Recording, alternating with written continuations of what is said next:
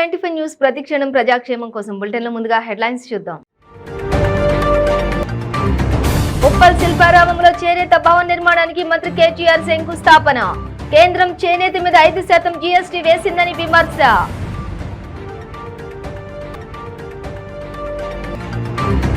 సనత్ నగర్ లోని ప్రభుత్వ పాఠశాలను సందర్శించిన మంత్రులు తలసాని సబితా ఇంద్రారెడ్డి. విద్యార్థులకు అవసరమైన అన్ని సౌకర్యాలు వసతులు కల్పిస్తున్నామని వెల్లడి.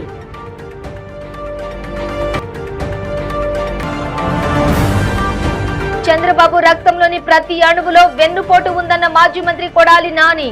చంద్రబాబును గుడ్డిగా నమ్మితే పవన్ కళ్యాణ్ కూడా అధోగతి పాలవుతారని హెచ్చరిక. మహిళా మహాశక్తి పేరుతో డ్రామాలు ఎందుకన్న మాజీ మంత్రి అనిల్. టీడీపీ నేత నారాయణ నీచమైన చరిత్రను మహిళలు బయటపెట్టిందని ఎద్దేవా.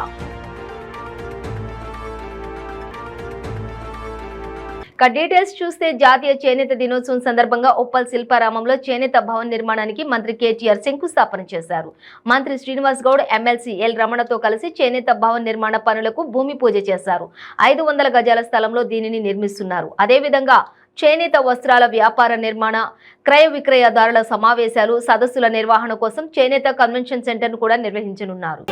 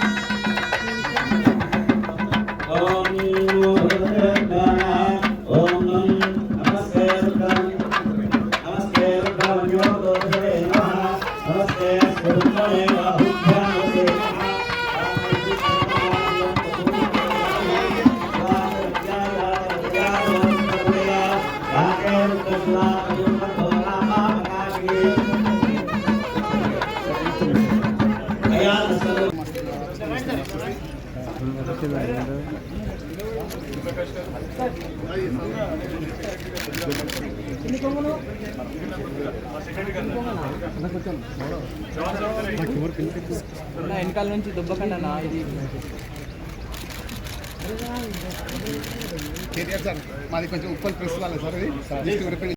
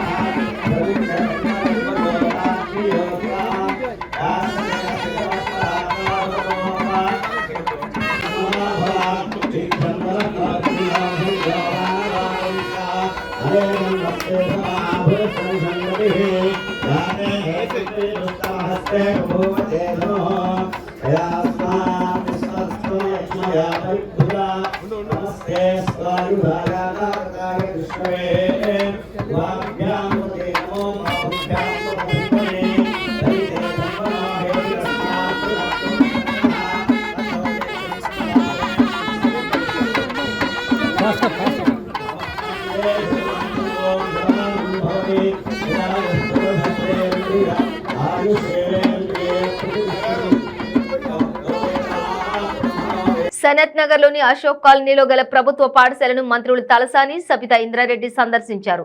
పాఠశాలలోని సమస్యలు విద్యార్థులను అడిగి తెలుసుకున్నారు. దేశంలో ఎక్కడా లేని విధంగా తెలంగాణ రాష్ట్రంలో ముఖ్యమంత్రి కల్వకుంట్ల చంద్రశేఖరరావు ఆదేశాల మేరకు 1000 గురుకులాలను ఏర్పాటు చేసి 7 లక్షల మందికి విద్యను అందించడం జరుగుతుందని మంత్రి సబితా ఇంద్రారెడ్డి అన్నారు. ఒక్కో విద్యార్థి కోసం సంవత్సరానికి 1,20,000 రూపాయలను ఖర్చు చేస్తోందని తెలిపారు. మన బస్తీ మనబడి కార్యక్రమం క్రింద అన్ని ప్రభుత్వ పాఠశాలల్లో విద్యార్థులకు అవసరమైన అన్ని సౌకర్యాలు వసతులు కల్పిస్తున్నామని స్పష్టం చేశారు.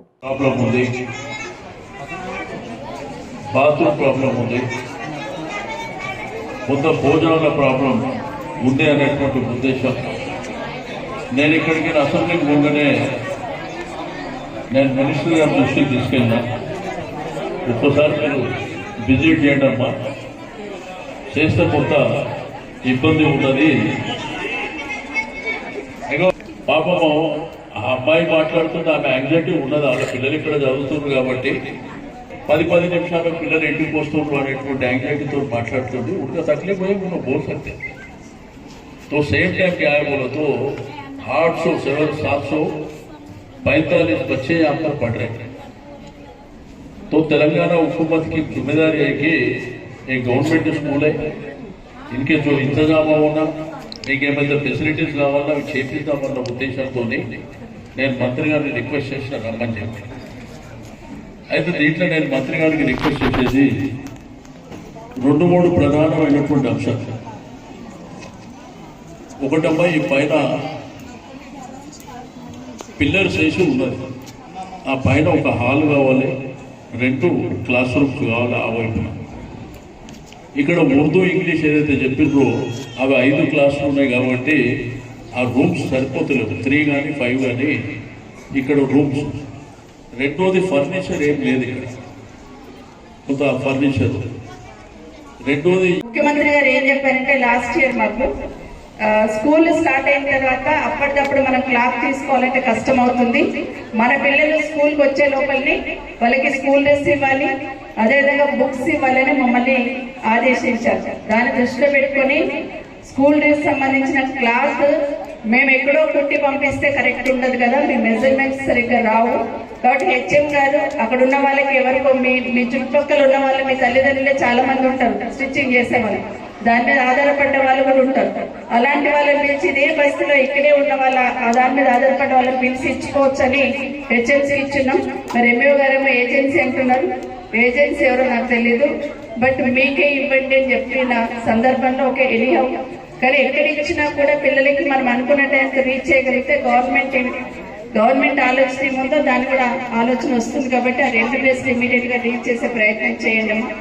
డిఓ గారు మీరు కూడా చూసుకోవాలి, రీచ్ చేయండి.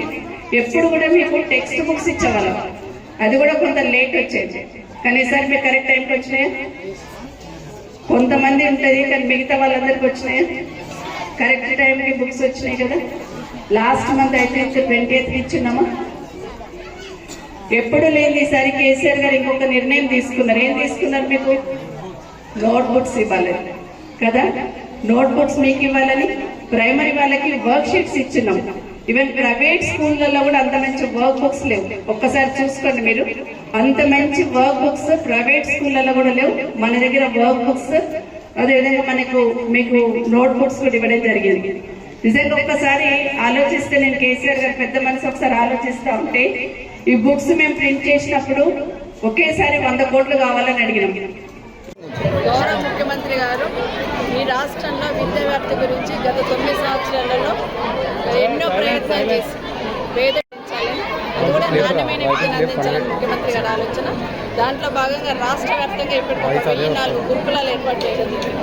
దేశంలో ఎక్కడ ఏ రాష్ట్రంలో చేయని విధంగా మన రాష్ట్రంలో గురుకుల విద్యకు శ్రీకారం చుట్టూ 1000 గురుకులాలు ఏర్పాటు చేసి కేజీబీపీలు కానీ మోడల్ స్కూల్ క్లోజ్ అవుతున్న మోడల్ స్కూల్ని కూడా మళ్ళీ టేక్ ఓవర్ చేసి ఈరోజు 7 లక్షల మంది పిల్లలకి ఈరోజు గురుకుల విద్య అందిస్తున్న ఏకైక రాష్ట్రం ఏంటంటే మన తెలంగాణ రాష్ట్రం. గౌరవ ముఖ్యమంత్రి కేసీఆర్ గారు ఒక్కొక్క స్టూడెంట్ పైన 1,20,000 ఖర్చు పెడుతూ ఈరోజు వాళ్ళకి మంచి ఫుడ్, మంచి చదువు చెప్తూ వాళ్ళను భవిష్యత్తులో మంచి పౌరులుగా తీర్చిదిద్దే కార్యక్రమం ముఖ్యమంత్రి గారు తీసుకున్నారు.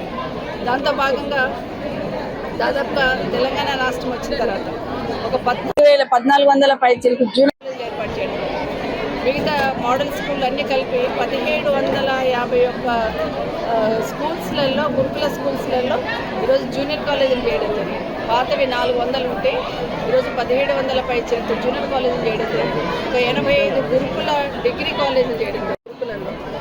చంద్రబాబు రక్తంలో ప్రతి అణువులో వెన్నుపోటు ఉందని, ఈ విషయాన్ని పవన్ కళ్యాణ్ కు స్వయంగా చెప్పేందుకు అనేక సార్లు ప్రయత్నించానని, కానీ కుదరకపోవడంతో మీడియా ద్వారా విజ్ఞప్తి చేస్తున్నానన్నారు. చంద్రబాబును గుడ్డిగా నమ్మితే పవన్ కళ్యాణ్ కూడా అధోగతి పాలవుతారన్నారు. రాజకీయాల్లోకి వైసీపీకి ఎదురు నిలిచి ప్రభుత్వ తప్పులను పవన్ కళ్యాణ్ ఎత్తి చూపితే తమకు అభ్యంతరం లేదన్నారు. చంద్రబాబు బినామీలతో కలిసి తమపై దాడి చేస్తే సహించేది లేదని, అదే స్థాయిలో ప్రతి విమర్శ చేస్తామని హెచ్చరించారు. రాజకీయాలను మారుస్తున్నానంటున్న పవన్ కళ్యాణ్ ఏ రకంగా చంద్రబాబు మద్దతుదారులతో కలిసి నడుస్తాడని అన్నారు. పవన్ కళ్యాణ్ గారు 3వ విడత ప్రారంభం అయితే మాకేం అభ్యంతరం లేదు. ఆయన పూర్తిగా ఎన్నికలయ్యేదాకా కూడా ఈ రాష్ట్ర ప్రజల మధ్య తిరిగితే మాకేం అభ్యంతరం లేదు. కాకపోతే పవన్ కళ్యాణ్ గారికి నేను అనేక సార్లు నా విజ్ఞప్తి డైరెక్ట్గా గతంలో కలిసి మాట్లాడాలని కూడా ప్రయత్నం చేశాను. అది కుదరలేదు. ఆయన మాకు అపాయింట్మెంట్ ఇవ్వలేదు.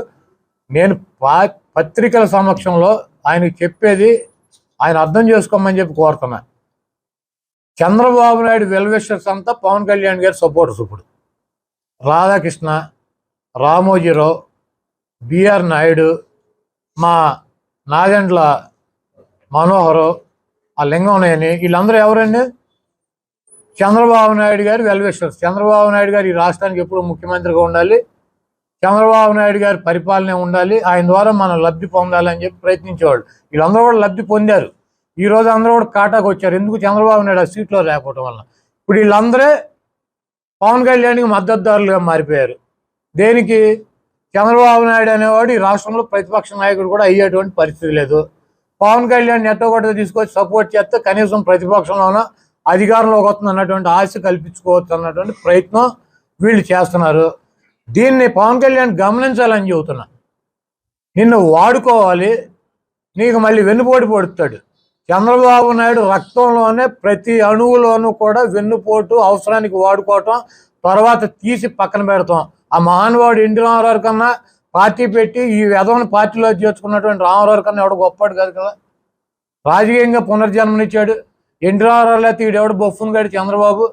అటువంటి ఎన్టీ రామారావునే మెడపెట్టి బయటికి గెంటి పార్టీలోంచి సస్పెండ్ చేసి ఆయన పార్టీని ముఖ్యమంత్రి పదవిని తీసుకున్నటువంటి 420 గాడు వెధవ దొంగ ఈ చంద్రబాబు నాయుడు. ఆ చంద్రబాబు నాయుడుతో కలిస్తే నీకు కూడా ఇదే కర్మ పట్టిస్తారు. ఈ రామోజీరావు, ఈ రాధాకృష్ణ, ఈ బిఆర్ నాయుడు, ఈ చంద్రబాబు నాయుడు, ఈ వెధవలంతా కలిసి నీకు కూడా అదే గతి పట్టిస్తారు. కాబట్టి నువ్వు రాజకీయాల్లోకి రా. నువ్వు 24 గంటలు తిరుగు ప్రజల మధ్యలో. మాకేం అభ్యంతరం. మహిళా మహాశక్తి పేరుతో డ్రామాలు ఎందుకని మాజీ మంత్రి అనిల్ ప్రశ్నించారు. టీడీపీ నేత కుటుంబానికి చెందిన ఓ మహిళ గత వారం రోజులుగా అనేక ఆరోపణలు చేస్తోందన్నారు. టీడీపీ నేత నీచమైన చరిత్రను బయటపెట్టిందని ఎద్దేవా చేశారు. దీనిపై టీడీపీ మహిళలు మహాశక్తిలో ఏం సమాధానం చెబుతారని ప్రశ్నించారు. టీడీపీ నాయకుడి నివాసంలోనే మహిళలకు రక్షణ లేకుంటే ఇక రాష్ట్రంలో మహిళలకు ఎలా రక్షణ కల్పిస్తారన్నారు. ఆయన ఒక ఇన్ఛార్జ్ అని చెప్పేదానికి వచ్చినట్టున్నాడు. అంత దూరం ఆ నుంచి వచ్చి రాత్రి రెల్లూరు రూరల్ నియోజకవర్గాన్ని మా సీతారెడ్డి గారే చూసుకుంటారు మొత్తం అని చెప్పేదానికి ఆ నుంచి వచ్చి పాపం వెళ్ళినట్టున్నాడు తప్ప. సరే ఓరు గొంతు కోసాడు కాబట్టి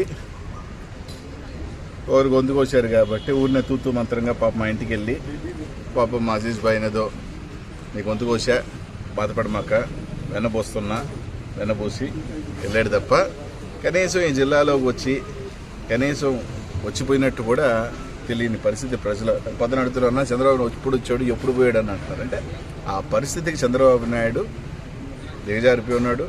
నెల్లూరు జిల్లాలో పాపం చాలామంది, పాత జిల్లాలో 10, కొత్తదైతే 8 గెలుస్తామని పాపం మేకపోతే గాంభీర్యం ప్రదర్శిస్తున్నారు. కానీ వాళ్ళందరికీ కూడా మనసులో తెలుసు మనం కొట్టబోతున్న ఫిగర్ గుండు 0, తెలుగుదేశం పార్టీ గెలవబోతున్న సీట్లు గుండు 0 అనేది వాళ్ళకి స్పష్టంగా తెలుసు. ఎందుకంటే ఈరోజు చూస్తూ ఉన్నాం నాయకులు మహిళా శక్తి అనే ఒక కార్యక్రమం పెట్టి తిరుగుతూ ఉన్నారు. అసలు నిజంగా మహిళా శక్తి అనే మాట్లాడే అర్హత వాళ్ళకుందే? జగన్మోహన్ రెడ్డి గారు వచ్చిన తర్వాత మహిళలకు సంబంధించి అనేక సంక్షేమ కార్యక్రమాలు, అది పొదుపు రుణాలు సంబంధించి వడ్డీ మాఫీ కానీ, అమ్మఒడి కానీ, చేయుత కానీ నేరుగా మహిళలకు అందించే కార్యక్రమం ఈరోజు జగన్మోహన్ రెడ్డి గారు చేస్తారు. ఈరోజు దేనికి పెడుతున్నాడో మహిళా శక్తి అర్థం కావట్లేదు. మహిళలు ఇబ్బంది పడతా ఉన్నారు అని అంటాడు. మహిళలు ఎక్కడ ఇబ్బంది పడుతున్నారు, ఎక్కడ ఇబ్బంది పడ్డారు, వాళ్ళ ఆర్తనాదం ఏంది, వాళ్ళ ఘోష ఏంది అనేది వారం రోజుల క్రితం ఒక మహిళ పాపం గొంతు చించుకొని అరుస్తూ ఉంది. నాకు అన్యాయం జరిగింది, ఒక కీచకుడు నన్ను ఇబ్బంది పెట్టాడు, నన్ను ఇబ్బంది పెట్టాడు, 4 రోజుల పాటు గొంతు చించుకొని అరుస్తుంది ఒక మహిళ. రాష్ట్రం అంతా కూడా కూసింది, రాష్ట్రం అంతా చూసింది. కానీ కనీసం దాని మీద ఒక్కడు కూడా స్పందన లేదు. ఒక్క తెలుగుదేశం పార్టీ నాయకుడన్నా, కనీసం జనసేన పార్టీ అధ్యక్షుడన్నా మహిళలకు అన్యాయం జరుగుతుంది అనుకున్న గొంతెత్తుతున్న వాళ్ళందరూ కూడా కనీసం ఒక మహిళ కుటుంబ సభ్యురాలు వచ్చి ఆర్తనాదం పెడుతుంది. సరే రకరకాల బయట ఉండొచ్చు, అదే ఇబ్బంది లేదు, సరే అది ఇంకా అది మనిషి యొక్క మానవ నైజం, అది పక్కన పెడితే కుటుంబ సభ్యురాలు ఎవరో బయట వాళ్ళు కాదు, కుటుంబ సభ్యులు ఆర్తనాదం పెడుతుంటే వీళ్ళు ఏడకపోయారు అర్థం కావట్లా. వీళ్ళు మళ్ళీ మహిళా శక్తి దేనికని దేనికి మహిళా శక్తి అనే కార్యక్రమం పెట్టి ఎవరిని ఉద్ధరించాలని? మీరు ఉద్ధరించేది లేదు, మీరు ఏం చేసేది లేదు. మహిళల కిడ్నాప్ దోపిడీ ముఠా అరెస్టుపై అంబేద్కర్ కోనసీమ జిల్లా ఎస్పీఎస్ శ్రీధర్ మీడియా సమావేశం నిర్వహించారు. రివాల్టర్ కత్తులతో బెదిరించి కిడ్నాప్లు దోపిడీలకు పాల్పడుతున్నటువంటి 6 సభ్యులను అంతర్జిల్లా దొంగల ముఠాను ముమ్మిడివరం పోలీసులు అరెస్ట్ చేశారని తెలిపారు. నిందితుల వద్ద నుంచి 14 లక్షల రూపాయల విలువైన 255 గ్రాముల బంగారు గొలుసులను, 1,20,000 నగదు, 2 రివాల్టర్లు, 46 బుల్లెట్లు, 4 కత్తులు, అలాగే plaster, tape, Swift Dzire car, 3 motor సైకిళ్లు, 7 సెల్ ఫోన్లను స్వాధీనం చేసుకున్నామన్నారు. మీడియా మిత్రులందరికీ నమస్కారం. ఈరోజు ఒక అమలాపురం సబ్ డివిజన్ పోలీసు, ముఖ్యంగా ముమ్మిడివరం పోలీసు వారు ఒక ముఖ్యమైనటువంటి దోపిడీ ముఠాను అరెస్ట్ చేయడం జరిగింది. మనకి 27వ తారీఖు నాడు ముమ్మిడివరం పోలీస్ స్టేషన్ లిమిట్స్లో ఉన్న చిరంజీవి అనే వ్యక్తి ఇంటికి ఒక 6 వ్యక్తుల బృందం మారణాయుధాలు, ముఖ్యంగా 2 తుపాకులు, ఒకటి పిస్టల్ .32 పిస్టల్, ఇంకోటి .32 రివాల్వర్, ఎయిర్ రివాల్వర్, నెక్స్ట్ కత్తులు, లైవ్ రౌండ్స్తో వీటితో వెళ్ళి అతన్ని కత్తులతోని తర్వాత తుపాకులతో బెదిరించి అతని దగ్గర నుంచి నగదు అదేవిధంగా కొంత నగదు, ఇంట్లో ఎక్కువ నగదు లేదు, కొంత అతని దగ్గర ఉన్నటువంటి నగదు ప్లస్ బంగారు ఆభరణం 1, 2 కూడా దోచుకుని వెళ్ళడం జరిగింది. 6 దొంగల ముఠ. అతను మొదట భయపడిన తర్వాత మనం పోలీస్ స్టేషన్కి వచ్చి కంప్లైంట్ ఇవ్వడం జరిగింది. ఆయన ఇచ్చినటువంటి ఒక ముఖ్యమైనటువంటి ఇదేమంటే, ఇంతకుముందు కూడా గతంలో కూడా వాళ్ళు ఇక్కడికి రెక్కీ కోసం గతంలో కూడా వచ్చారు ఒకసారి, కొబ్బరికాయల వ్యాపారం అని. వెంటనే దీన్ని ప్రతిష్టాత్మకంగా తీసుకున్న Mummidivaram police plus Amalapuram sub డివిజన్తో ప్రత్యేక బృందాలను ఏర్పరచడం జరిగింది. ఇమీడియట్గా దీనికి సంబంధించినటువంటి ముద్దాయిలను 6 అరెస్ట్ చేయడం జరిగింది. ఈ 6 కూడా ఇందులో ఒక ముఠాగా ఏర్పడి ఈ దోపిడీలు, అదేవిధంగా చైన్ స్నాచింగ్లు, ఈ విధమైనటువంటి నేరాల్లో పాల్పడడం జరిగింది. ఇందులో ఇద్దరు ముఖ్యంగా గ్యాంగ్ తాలూకా ముఖ్య వ్యక్తులు. వీళ్ళిద్దరూ కూడా విజయనగరం నేటివ్స్. ఇందులో 2వ వ్యక్తి ఎవరైతే ఉన్నారో ఇతను గతంలో సిఎస్ఎఫ్ కానిస్టేబుల్గా పనిచేసి అక్కడ సరిగ్గా విధులు నిర్వర్తించిన కారణంగా తొలగించబడ్డాడు. అయితే అప్పుడు తీసుకున్నటువంటి లైసెన్స్తో ఒక వెపన్ పర్చేజ్ చేసి వీళ్ళంతా కలిపి ఒక ముఠాగా ఏర్పడి ఇలాంటి ఆంధ్రప్రదేశ్లోని మున్సిపాలిటీలలో నెలకొన్న సమస్యలపై గతంలో ఎన్ని ఆందోళనలు నిర్వహించినా రాష్ట్ర ప్రభుత్వం ఇంతవరకు మినిట్స్ రిలీజ్ చేయకపోవడం బాధాకరమని AP municipal workers union AITUC జిల్లా అధ్యక్షులు సురేష్ కుమార్ పేర్కొన్నారు. అన్నమయ్య జిల్లా మదనపల్లె పట్టణంలోని వారు తమ సమస్యలను పరిష్కరించాలని కోరుతూ బైక్ ర్యాలీ నిర్వహించారు. ఈ సందర్భంగా వారు మాట్లాడుతూ పారిశుద్ధ్య మరియు ఇంజనీరింగ్ కార్యకర్తలను, కార్మికులను కరోనా సమయంలో ఫ్రంట్ లైన్ వారియర్స్ గా గుర్తించిన ప్రభుత్వాలు వారి సమస్యలు పరిష్కారానికి కృషి చేయకపోవడం బాధాకరమన్నారు. ఎన్నికల ముందు పాదయాత్రలో ముఖ్యమంత్రి జగన్మోహన్ రెడ్డి కాంట్రాక్ట్ అవుట్సోర్సింగ్ కార్మికులందరినీ పర్మనెంట్ చేశారని నమ్మించి అధికారంలోకి వచ్చారని, అయితే తమకు ఇచ్చిన హామీని నెరవేర్చలేదని విమర్శించారు. ఇప్పటికైనా జగన్మోహన్ రెడ్డి స్పందించి తమకు ఇచ్చిన హామీని నెరవేర్చాలని, లేని పక్షంలో ఆందోళన ఉధృతం చేస్తామని హెచ్చరించారు.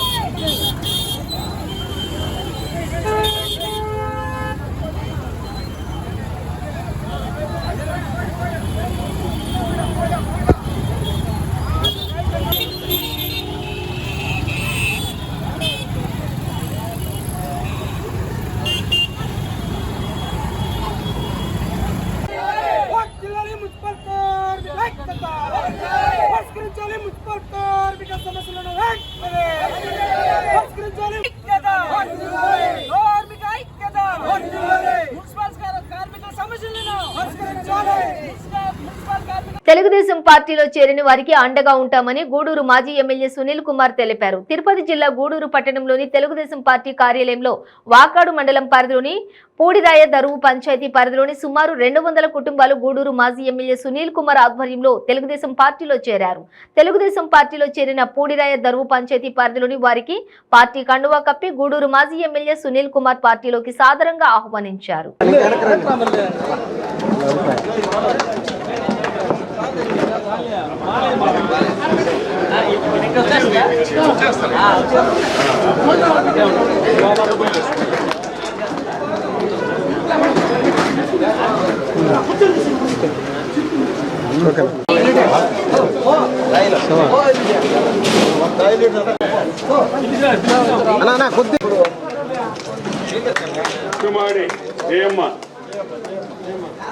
నెల్లూరు జిల్లా బోగోలు మండలంలోని కొండబిట్రగుంటలో దారుణం జరిగింది. మందాటి మాల్యాద్రి అనే వ్యక్తి నివాసంలో ముగ్గురిని అత్యంత కిరాతకంగా రాడ్డుతో తల మీద మోదీ హత్య చేశారు. గమనించిన స్థానికులు పోలీసులకు సమాచారాన్ని అందించారు. హుటాహుటిన Kavali DSP Venkataramana, rural CA Rajesh సంఘటన స్థలానికి చేరుకుని పరిశీలించారు. కేసు నమోదు చేసుకుని నిందితుల కోసం గాలిస్తున్నారు.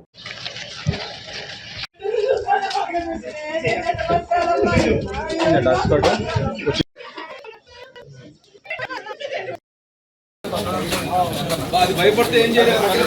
పక్కెళ్ళిపోద్ది మళ్ళీ.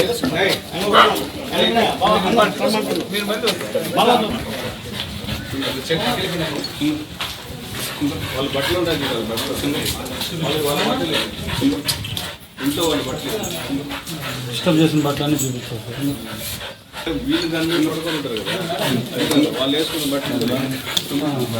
పిఠాపురం జై గణేష్ ఆలయాన్ని పిఠాపురం ఎమ్మెల్యే దొరబాబు సహాయ సహకారాలతో అన్ని విధాలుగా అభివృద్ధి చేస్తున్నానని పిఠాపురం జై గణేష్ దేవస్థానం చైర్మన్ ముమ్మిడి శ్రీనివాస్ పేర్కొన్నారు. ఎలక్ట్రికల్ రిటైర్డ్ ఈఈ బ్రహ్మన్నబోయిన వెంకటరమణ కుటుంబ సభ్యులు జై గణేష్ ఆలయానికి శాశ్వత పూజా కార్యక్రమం నిమిత్తం 50,000 రూపాయలు విరాళాన్ని అందజేశారు. ఈ విరాళాన్ని బ్రహ్మన్నబోయిన వెంకటరమణ ఆలయ చైర్మన్ ముమ్మిడి శ్రీనివాస్ ఆలయ ఈవో రమణమూర్తికి అందజేశారు.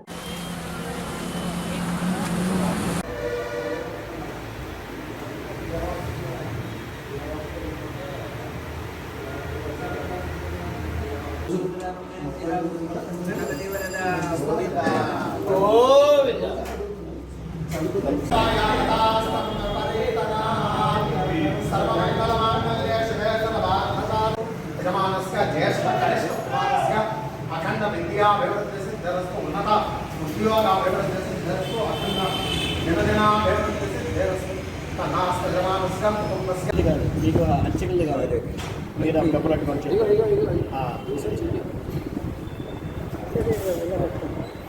జయ గణేష్ మహారాజ్ కి జయ గణేష్ మహా.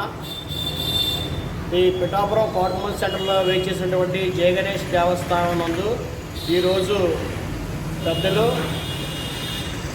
బ్రహ్మణబోయిన వెంకటరమణ గారు, ఎలక్ట్రికల్ ఈఈ గారు, మరియు వారి సతీమణి ధర్మపత్ని మణి గారు, మరియు సూర్యమణి ప్రదీప్, వాళ్ళ యొక్క కుటుంబ సభ్యులందరూ కలిపి ఈ యొక్క స్వామివారి సేవకి శాశ్వత చందా కింద ఫిక్స్డ్ డిపాజిట్ కింద 50,000 రూపాయలు ఈ రోజున ధన రూపాయలు ఇవ్వడం జరిగింది.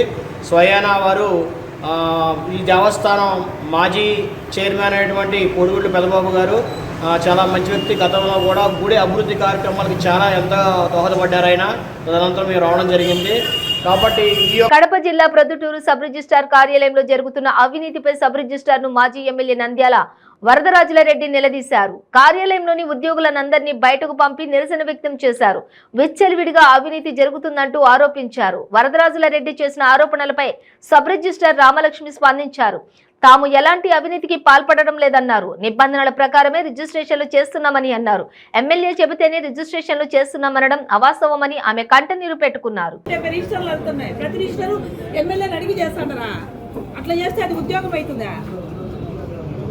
దయచేసి మీ పొలిటికల్ మీరు చూసుకోండి. రిజిస్టర్ ఆఫీస్కి ఉద్యోగస్తులకి ఏ ఉద్యోగస్తులకి కూడా రాకూడదు. అది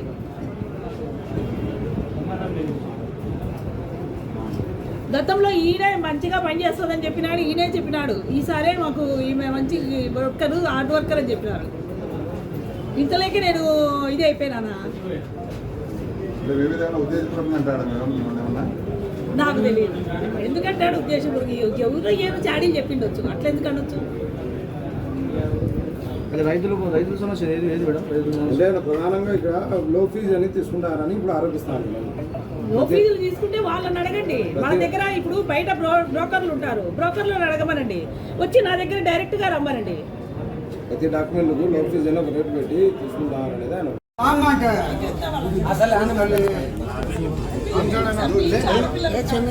చెప్తాను లేకపోతే ఏం చేస్తాను ఏం చేయను ఏం చేయలేమ్మా ఏడు సైడ్ నేనేమన్నా గాలి కొట్టాలనుకుంటాడా నాకు అటువంటి గాలి ఏం లేదు నేను పోవాలంటే ఏదో చెప్పు పోనీ ఎందుకు వాళ్ళు చెప్పు ఏదో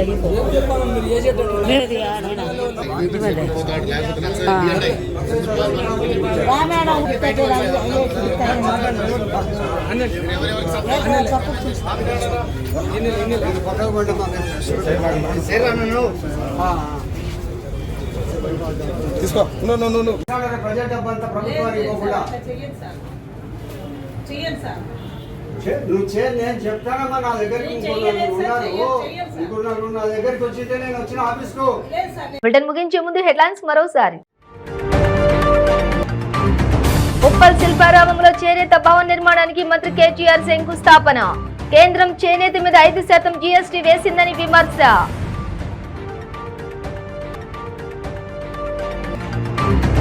సనత్ నగర్ లోని ప్రభుత్వ పాఠశాలను సందర్శించిన మంత్రులు తలసాని సబితా ఇంద్రారెడ్డి. విద్యార్థులకు అవసరమైన అన్ని సౌకర్యాలు వసతులు కల్పిస్తున్నామని వెల్లడి.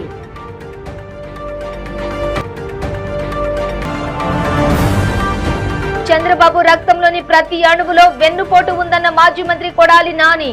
చంద్రబాబును గుడ్డిగా నమ్మితే పవన్ కళ్యాణ్ కూడా అధోగతి పాలవుతారని హెచ్చరిక. మహిళా మహాశక్తి పేరుతో డ్రామాలు ఎందుకన్న మాజీ మంత్రి అనిల్. టీడీపీ నేత నారాయణ నీచమైన చరిత్రను మహిళలు బయటపెట్టిందని ఎద్దేవా. ఇవి బులెటిన్ డీటెయిల్స్. చూస్తూనే ఉండండి 95 న్యూస్.